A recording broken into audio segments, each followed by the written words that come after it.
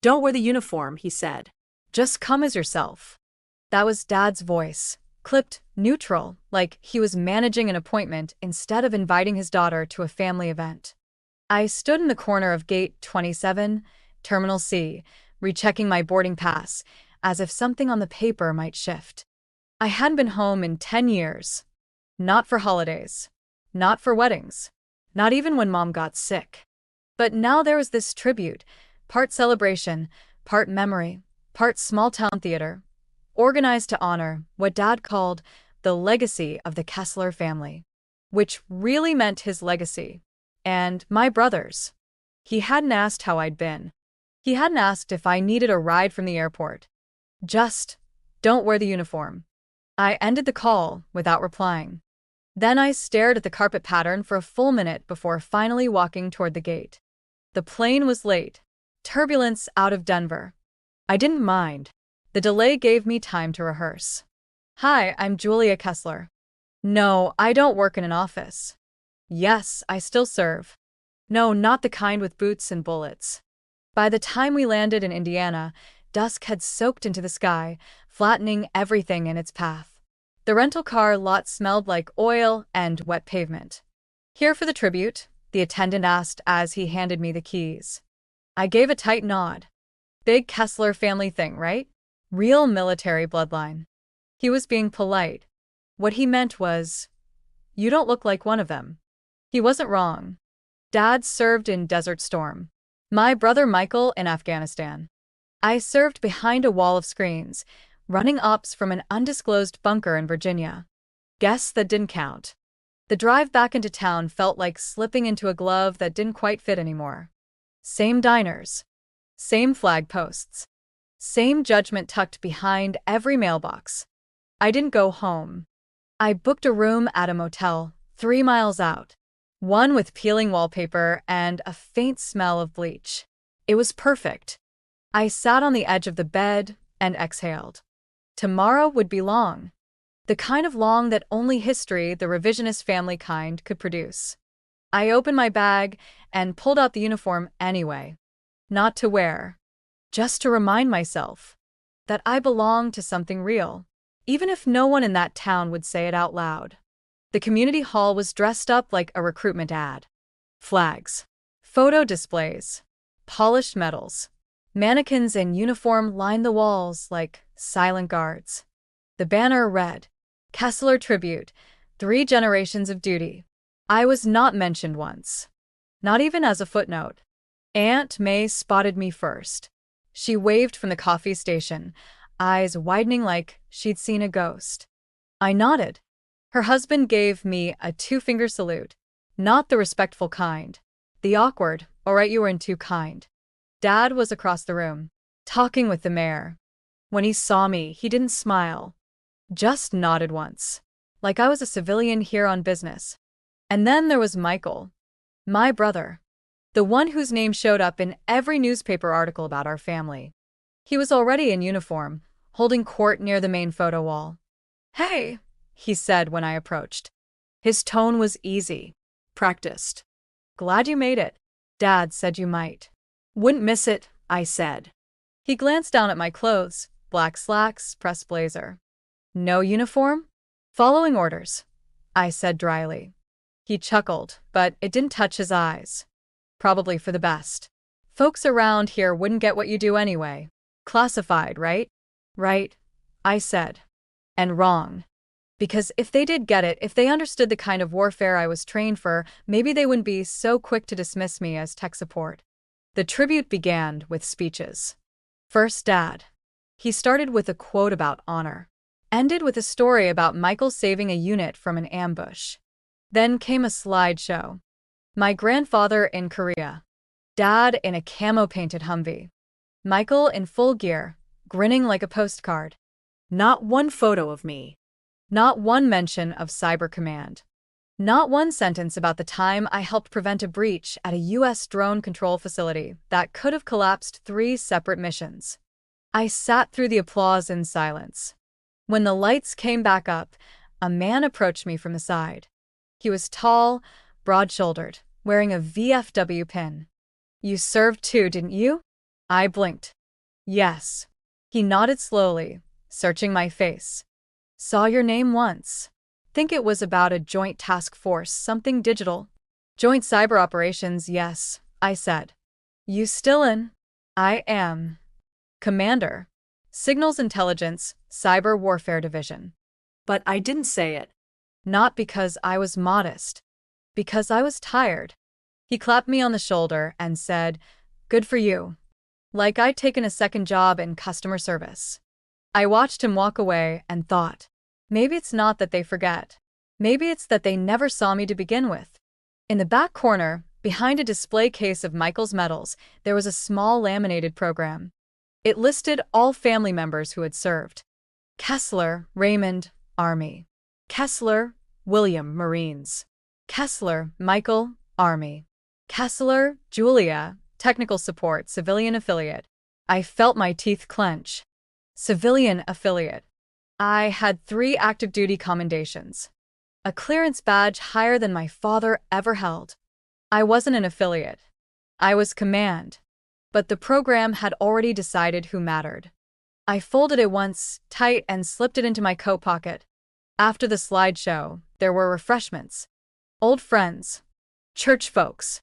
A few of Michael's former squad mates. I stayed near the window. Until I heard the name. Colonel Jeffries just arrived, someone whispered. He's her commanding officer, isn't he? And just like that, the atmosphere shifted. I turned in time to see Colonel Sam Jeffries enter the room. Not in uniform, but unmistakable. Clean cut. Tall. Eyes like steel. People assumed he was there for Michael. They always assumed that. Until he walked straight to me. "Commander Kessler," he said, voice low but firm. I stood. "Sir." He offered his hand. "I requested to be here," he said, eyes flicking to Dad. "Wasn't going to miss a tribute that forgets its own backbone." And then louder, to the room. "This woman led the suppression of the Kratos breach in 2022. Her decision tree was the reason we didn't lose 7 bases in one night." Silence. Forks stopped. Cups frozen halfway to lips. I trust her with every mission I've ever run. And if anyone here thinks cyber ops is just tech support, you've clearly never seen her in a war room. He turned to me again. "Welcome back, Commander." And he saluted. The silence cracked. Then someone said, "Wait, Commander?" And someone else said, "Kessler?" Her. I didn't look at Dad. I didn't need to. The air was different now. And that was enough for part 1. I didn't plan to speak. Wasn't on the program. But after Colonel Jeffries' salute, people started looking not just at him but at me. Some with curiosity. Others with something heavier. Guilt, maybe. Or the slow, creeping realization that a story they'd believed for years had holes in it. Dad cleared his throat. He said, stepping forward. "We're grateful for all kinds of service." His voice caught. "Julia's work is important, of course. Just different." Different. A word that did a lot of lifting in this family. Michael stepped beside him. "Come on, it's not like we didn't know what you did." I raised an eyebrow. "You called it technical support." He gave a sheepish shrug. Dad's words. I almost laughed. A woman from the mayor's office approached. "Commander," she asked hesitantly, "would you mind saying a few words?" I didn't want to. But I also didn't want the only voice on record to be the one that had erased me. So I nodded. Walked to the front. Took the mic from its cheap plastic stand. No fanfare. No slideshow behind me. Just a room of folding chairs and faces I hadn't seen in a decade. "I wasn't supposed to speak today," I began. Honestly, I wasn't sure I was supposed to be here at all. A ripple of polite laughter. But I came because this family, like many others, has shaped its legacy around service. What I've learned is that service looks different now. I paused. Let the silence fill the gaps between my words. Some of us serve on the front lines. Others behind screens. And sometimes the lines between those two are not as far apart as you think. I glanced at Dad. He was staring at the floor. "I've never been shot at," I continued. I've never kicked down a door or carried a wounded soldier out under fire. But I have seen what happens when a firewall fails. I've watched in real time as hostile networks tried to black out power grids, redirect air support, steal drone coordinates. A few heads tilted. Listening. Really listening. One of those attempted breaches would have landed on Michael's team had we not intercepted it. We don't carry rifles. We carry protocols. Silence again. But this time it wasn't hesitant. It was thoughtful. I don't need to be in the slideshow, I said, looking straight at Dad now. But I won't be invisible either. Then I handed the mic back. People clapped. Not a roar. But not a pity pat either. Something respectful. Real. An older man from my dad's unit approached. Should have known you were the one behind the Qatar lockdown, he said. Heard the story. Assumed some four-star general had called that shot. Nope, I said, giving him a small smile. Just me. And a 6-hour loop of satellite intercepts. Hell of a thing, he said. Glad you came back. I nodded. And for once, it didn't feel like a performance. Later, in the parking lot, Michael found me leaning against my rental. His tie was loosened. His expression wasn't smug for once. That was something, he said. I didn't reply. Let the silence be his to fill. He did, eventually. I didn't know about the medal. The Qatar operation. Any of it. You didn't ask, I said. He winced. Dad, he kept things close. Wanted to keep the narrative clean. I turned to him. You mean heroic son, background daughter. He looked away. Didn't argue. That was something. You saved my ass in Qatar, didn't you? He asked after a beat. Your unit was the target. Not that you'd ever read the classified briefings. He gave a short laugh. I always thought I was the one in danger. Didn't realize you were guarding my six from halfway around the world. I shrugged. That's the job. He was quiet again. Then, quietly, he said, I'm sorry. I didn't say thank you. Not because I didn't hear it, but because sorry wasn't a period. It was a semicolon. Something had to come after. I didn't stay long at the aftergathering. Too many people suddenly trying to connect after years of ignoring what I was building. But one conversation stuck. A young woman, probably late 20s, approached me near the coat rack. Ma'am, she said, a little stiff. I'm Tina. My brother's in the Navy. Signals. I never knew there were women in Cyber Command. Not leading it, I mean. There are, I said. They just don't always get invited to family tributes. She smiled, shy but sharp. Well, you made it harder for them to forget next time. Back in my motel, I didn't turn on the TV. Didn't call anyone. Just sat on the bed and stared at the beige wallpaper. I thought about the tribute program. The photos. The way my name had been squeezed between titles like it didn't matter. I reached into my bag. Pulled out my own folded certificate. The one Colonel Jeffries had personally given me 3 months ago. Commendation for Operations Excellence, Multi-Theater Coordination. No one here had ever seen it. And for the first time, I didn't feel like I needed to show it. Because they already knew now. And knowing meant the silence no longer belonged to them. I laid back on the bed. And I slept. Not like someone exhausted, but like someone done hiding.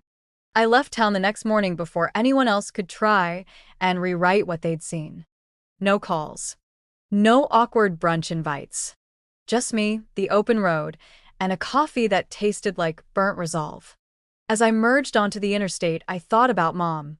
She used to say silence was her favorite part of a conversation. Not because she didn't have anything to say, but because that's where you learned what people really meant. And Dad, well, he filled silence like it owed him something. A veteran of 1,000 half-truths and family image management. I passed a sign for an overlook and turned off without thinking. Parked. Walked to the edge. From there, you could see the field stretching wide like a quilt someone forgot to fold. It looked like home, but it didn't feel like mine. Later that week, back in DC, I stepped into a room where no one called me tech support. It was a secure briefing room buried 3 stories beneath a nondescript building with tinted windows and false addresses. The team was waiting. And not just mine, analysts from GCHQ, liaison officers from NORAD, one quiet rep from a European ally we technically weren't supposed to acknowledge. I nodded to Major Grant across the table. He tapped the display. Cybernaval intrusion attempt. Off the coast of Romania. Suspected origin. Pseudo-private firm with foreign military backing. I looked at the digital heat map. Lines flickered, moving like veins under skin. They're testing us, I said. Not to be dramatic. Just honest. He nodded. Same playbook as the Baltics op, but messier. I turned to the junior analyst, Karine. You've been modeling hybrid response timelines. What's your call? She blinked, surprised. Not used to being asked first. But she rallied. We can shut them down. But it'll be loud. Traceable. You'll get phone calls. I smiled. That's fine. I like phone calls. Especially when they come after we've already won. A few chuckles. Then we got to work. That night, in my apartment, I poured a glass of wine and opened the envelope Aunt May had slipped me as I was leaving. I hadn't asked for it. Hadn't even seen her come up to me. But there it was. Handwritten. No return address. Just, you deserve this. Inside were old photos. Me in uniform. Me at my first command post. Me and Mom, grinning, her hand on my shoulder like she always knew who I was, even when Dad didn't. And a note. He said no one would understand. But I think you always knew more than we gave you credit for. I'm sorry. May. I folded the letter, set it beside the photo of Mom I kept on my shelf. She was smiling in it. Of course she was. 3 days later, the official invitation came. UN Cyber Operations Directorate. Geneva posting. Strategic deputy role. I'd known it was coming. Had been floated in briefings. But seeing it black ink, embossed seal, made it feel real. And real was heavy. Because it meant leaving. Again. New city. New alliances. New silence to learn to navigate. I called Grace Lynn, my mentor and former CO. You got it, didn't you? She asked without saying hello. I smiled. Yes. You better pack a coat, she said. Geneva's brutal in March. Then a pause. What about your dad? I exhaled. He'll find out. From you? No. Another pause. Good, she said. On my last day in DC, I went for a run along the river. The city was gray, the kind of gray that wraps around you like static. But I liked it. Liked the hush of sneakers on pavement, the smell of damp trees. I stopped near the bench where Michael once met me after his second deployment. He'd been tan, lean, wired with something restless. He told me, back then, you know, it's weird. You get back, and everyone wants to hear the stories. But only the parts they can handle. I hadn't understood it at the time. Not fully. But I did now. Because that's what the tribute was. A story they could handle. Not the truth. Not all of it. The day before I flew out, I got a message. Unknown number. Just a name. Lieutenant General Rhett. I was at the tribute. I was the one who asked about your rank. You carried yourself with more dignity than any officer I've met in 30 years. The world is better because you stayed quiet then and spoke up now. I stared at it for a long time. Not because I needed the validation, but because it came from someone who saw. Really saw. And sometimes that was enough. My flight to Geneva was quiet. Middle seat. Between a sleeping tourist and a man in a suit who kept checking his watch. But I didn't mind. I had a folder in my lap. A personal file. Inside it, copies of everything Dad had once erased. Commendations. Operation directives. Even the medal nomination he'd had pulled. Not because I needed them, but because I wanted the proof. Not for me. For anyone else who might ever be told, you're just a tech. Geneva was colder than I remembered. But the office was warm. Not just in temperature. In tone. My new team didn't ask about my father. They didn't compare me to anyone. They just asked what my plan was. And I gave it to them. Clear. Detailed. Unapologetic. Because the thing about being underestimated for years is, you get very good at building things while no one's watching. And now, they were watching. Not out of pity, out of respect. It was a new story. And this time, I was the one writing it. The first briefing in Geneva ran 2 hours longer than planned. Not because it was disorganized, because no one was rushing me. That was new. I'd spent years being told to make room for other voices, to translate my decisions into metaphors people could digest. But here, every chart I showed, every protocol I proposed, landed exactly where it was supposed to. Not a single, but is that something technical can fix? Not once did someone ask if I was sure. They trusted the answer came from someone who already knew. At lunch, Corinne found me by the espresso machine. She hesitated, like she wasn't sure I was real outside of command. "Ma'am," she said, then immediately corrected. "Commander, sorry, force of habit." I raised an eyebrow. "Commander's fine. Unless we're getting drinks. Then it's Julia." She smiled, then hesitated again. "My mom, she asked if you were the same Julia from the Kessler family tribute." I blinked. She saw that. Corinne nodded. "It's kind of become a thing in defense circles. That clip of General Jeffries saluting you? It made it to a DoD brief. Unofficially." I sipped my espresso. "Unofficially," I repeated. She grinned. "It's quietly legendary. Like, don't underestimate the quiet one in the corner. She might be Julia Kessler, kind of legendary." I didn't laugh. But I didn't deny it either. Because sometimes you don't need to go viral. You just need to exist in the right memories. A week in, I received a package at the office. No return address. Inside, a photo frame. Wooden. Cheap. Familiar. I knew it instantly. It was the frame Mom had used when I got my first uniform, the one she kept on the hallway table for years. The one that disappeared after she died. The photo was still inside. Me at 22. Standing straight, face half in shadow, uniform crisp but oversized. The note in the corner still read, "To our daughter. With pride." Attached was a handwritten card. "I found this in storage. Figured it was time it came back to you. Diane." I stared at it for a long time. Not because I missed Mom.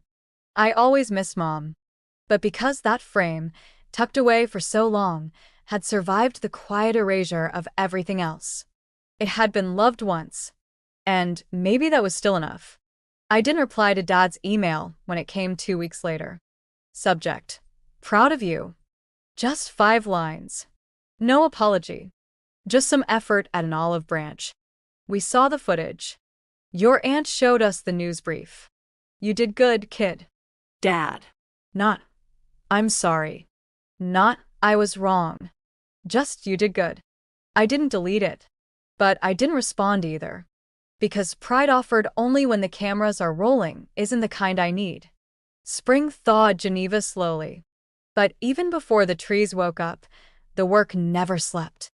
Cyber incidents kept coming. Deepfakes spreading unrest in allied regions. Signal jamming around strategic satellite nodes. Probing strikes against logistics software. Every new threat tried to arrive quietly. But we had systems now. Ones I helped write.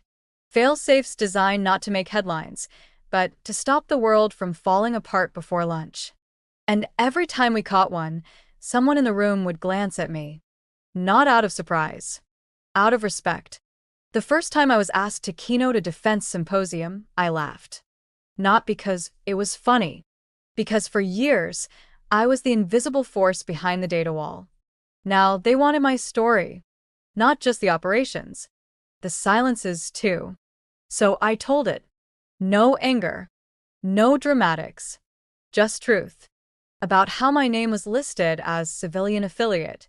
About how my command decisions were credited to others. About how I was told to sit in the back at my own mother's tribute. And about the day that silence broke. I didn't say my father's name. I didn't need to. The point was bigger than him. Afterward, a woman in a naval uniform approached. Lieutenant Commander. Hair tight in a regulation bun. Thank you, she said. I thought it was just me. I shook my head. It never is. 6 months later, I walked past a photo display in the main corridor of Cyber Command. The kind that used to feature the same 12 faces, over and over. Now there were new ones. Different skin tones. Different ranks. And yes, more women. Mine was there too. Not front and center. Just part of the story. Where I belonged. One evening, as dusk fell over the Rhone, I sat with Colonel Jeffries at a quiet cafe. He stirred his espresso, then said, "You ever think about going back? To visit?" He nodded. To your dad. "Your brother." I looked out over the water. Watched a swan glide like it owned the whole damn river. Not really, I said. Then paused. "Maybe one day." He studied me. "He didn't deserve what you did for him." "Doesn't matter," I said. "He got it anyway." Jeffries nodded slowly. "Some stories rewrite themselves. Others have to be burned and rebuilt. Mine did both. Years from now, they'll probably tell the story a dozen different ways. Some will call it inspirational. Some will say it's about justice. Some will try to water it down again. But the truth will live in the quiet parts. In the moment before a general saluted. In the way a father looked away. In the long breath I took before finally stepping into the front of the room. Not because I wanted applause, but because someone had to stand up and say, "We were always here. You just didn't see us." And now? You will.